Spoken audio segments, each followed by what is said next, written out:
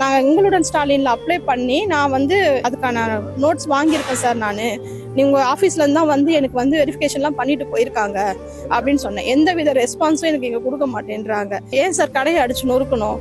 எனக்கு 2 பொம்பளை பிள்ளைங்க இருக்காங்க. எனக்கு வந்து ஹஸ்பண்ட் கிடையாது. 2 குழந்தைங்களை வச்சுட்டு இந்த கடையை வச்சு தான் நான் ரன் பண்ணிட்டு இருக்கேன்.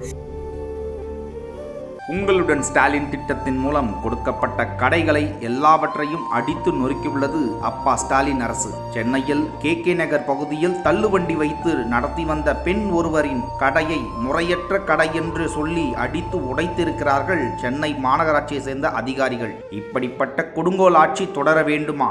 அன்னைக்கு வந்து வெரிஃபிகேஷன் வரும்போது இந்த கார்பரேஷன்ல இருந்து அத்தனை வாட்டி எனக்கு கால் பண்ணாங்க சார். கடையாண்ட வாங்க சம்பந்தப்பட்ட லொகேஷன்ல வச்சுதான் சார் வெரிஃபிகேஷன் பண்ணாங்க.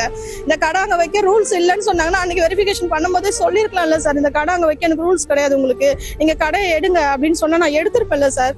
ஏன் சார் அதை அவங்க அன்னைக்கு ஓகே சொல்லதான் சார் நாங்க அங்க வச்சிருந்தோம். அப்ப எதுக்கு சார் உங்களுடன் ஸ்டாலின்றதுக்கு இந்த லொகேஷன்லாம் நான் சொல்லி தானே சார் நான் ஃபார்ம் அப்ளை பண்ணேன் நானு. சரி கடையை கொண்டு போனீங்க, எதுக்கு சார் உடைக்கணும் கடையை? நீங்க உடைச்சிட்டீங்க, நாளைக்கு அந்த கடையை எனக்கு நீங்க திருப்பி தர முடியுமா? நீங்க 5000 ரூபாய் கேக்குறீங்க, 5000 ரூபாய் நான் கொடுக்குறேன் சார், என் கடையை திருப்பி கொடுங்க சார்.